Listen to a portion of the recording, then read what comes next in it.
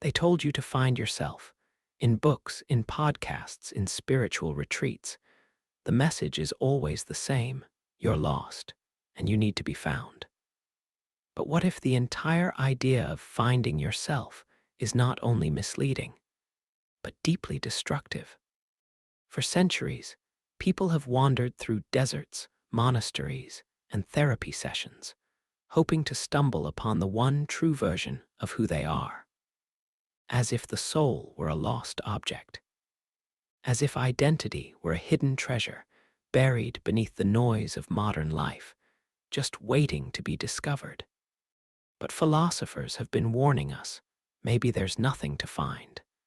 Let's get one thing straight. The idea that there's a fixed, predetermined version of you, some authentic self waiting patiently for you to locate it, is a modern myth. It sounds beautiful, poetic even, but it's a trap. And the more you chase it, the more it slips through your fingers. Think about this. Have you ever truly felt that you found yourself? Maybe in a relationship, a job, a creative pursuit. For a moment, you feel whole. You feel like this is it. But then time passes. Circumstances shift. That version of you fades, and once again you're lost. So you start searching again. And again. The cycle never ends. Jean Paul Sartre, an existentialist philosopher, believed that here is no fixed human essence. You're not born with a self. Instead, you create yourself through your choices. Not once, but every single day. You are not something to be found. You are something to be made. This completely flips the narrative. Instead of trying to discover your purpose, your truth, your path, you take responsibility for shaping it. And that's terrifying. Because if there's nothing to find, then no one's coming to save you. No moment of epiphany will finally fix everything. There's only you and what you decide to become. But here's the problem. Our culture is obsessed with the idea of a singular, authentic self. Social media, personality tests, even spiritual movements push us toward the illusion of clarity. What's your type? What's your life path number? What's your true calling? All of these are just different ways of asking, who are you? But what if the real answer is this? You are flux. You are change. You are not a noun, but a verb in motion. And trying to freeze yourself into one fixed identity is like trying to catch the wind in your hands. Heraclitus, one of the earliest Greek philosophers, said it best. You cannot step into the same river twice. Why? Because the river is always changing, and so are you. The search for a static self is like chasing a ghost. By the time you think you've got it, it's already gone. So why do we do it? Why do we chase this myth of finding ourselves? Because uncertainty is uncomfortable. Because not knowing who we are makes us anxious. We want stability. We want to fit into a category. And more than anything, we want permission. We want someone or something to tell us, yes, this is who you are. This is what you should do. But true freedom comes from the opposite, from embracing uncertainty, from accepting that you are unfinished, from realizing that the real you is not hiding somewhere in a jungle or a journal, but is instead being built every time you make a hard decision, every time you change your mind. Every time you risk something, speak your truth, or walk away from something that once defined you. Here's a painful truth. Sometimes the quest to find yourself is just a sophisticated form of avoidance. You delay action, you wait, you stall. I need to figure myself out first. I'm still discovering who I am. I'm not ready yet, but life doesn't wait. And your identity won't download like an app. It emerges through doing, through becoming. Friedrich Nietzsche had no patience for the comfort of a static self. He believed that greatness came not from discovering who you are, but from overcoming who you were. He said, Man is something that shall be overcome. In other words, your task is not to find yourself. Your task is to transcend yourself. You are a process, a draft, a rough sketch. And the most dangerous lie you can believe is that one day you'll finally arrive. There is no arrival. There is only motion. We live in an age where self-discovery has become a product. Buy this course. Take this quiz. Read this book, all promising to bring you closer to your true self. But what if that self is not waiting to be found? What if it's waiting to be created through resistance, contradiction, and transformation? Think of yourself not as a statue hidden under stone, waiting to be revealed. Think of yourself as clay, soft, evolving, shaped by your own hands. When you stop searching and start sculpting, something profound happens. You stop obsessing over who you are, and you start focusing on who you could become. And that shift changes everything. Because the question is no longer, who am I? But rather, who am I willing to become today? That's not a search, that's a commitment. And yes, this path is harder. It doesn't come with tidy answers or three-step formulas. It requires courage. It requires faith, not in something external, but in yourself as a work in progress. It demands that you show up imperfectly and still try. But what's the alternative? Living a life spent chasing shadows, hoping one day to feel complete? No. Completion is a myth. Perfection is a trap. And the self is a garden, not a puzzle. You don't solve it, you tend to it, you grow it. And some parts will die, and some parts will bloom. But all of it is you. The greatest illusion modern culture sells is that you're supposed to arrive at yourself. As if one day you'll wake up, stare into the mirror and say, there I am. Finally. But real life doesn't work like that. Real life is messy, fragmented, ever-evolving.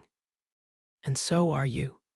Even Carl Jung, the father of analytical psychology, who gave us terms like the shadow and individuation, never said the self was something you merely find.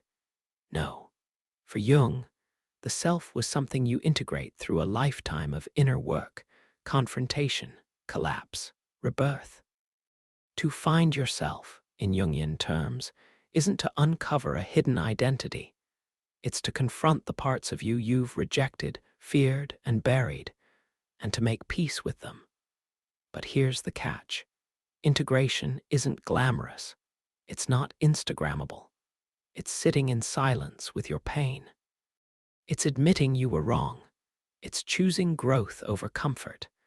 And it's walking away from the version of you that everyone else liked because you knew it wasn't real. That's the real work, not searching, but shedding, not finding, but forming. Philosopher Kierkegaard once said, "The most common form of despair is not being who you are. But maybe a deeper form of despair is believing you have to be someone at all times, clearly defined, wrapped in a neat identity, consistent and coherent. Because truthfully, no one is, not really. We are contradictions.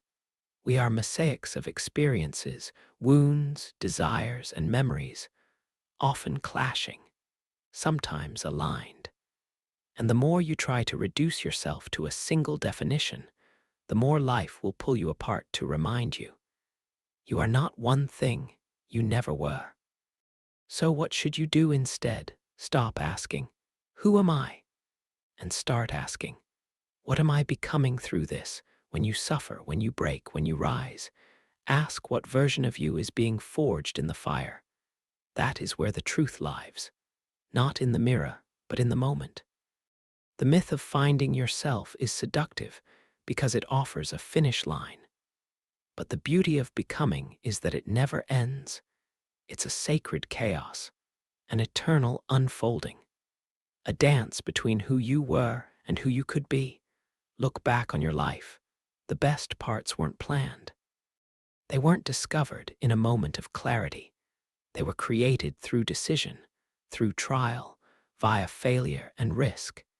Every version of you was born through action, and none of those versions were final. So, why cling to the next one as if it will be? The world doesn't need more people who have found themselves. It needs people who are willing to lose themselves, again and again, in the pursuit of depth, honesty, and real inner evolution. It needs people who aren't afraid to say, I don't know who I am right now, but I'm here, and I'm listening.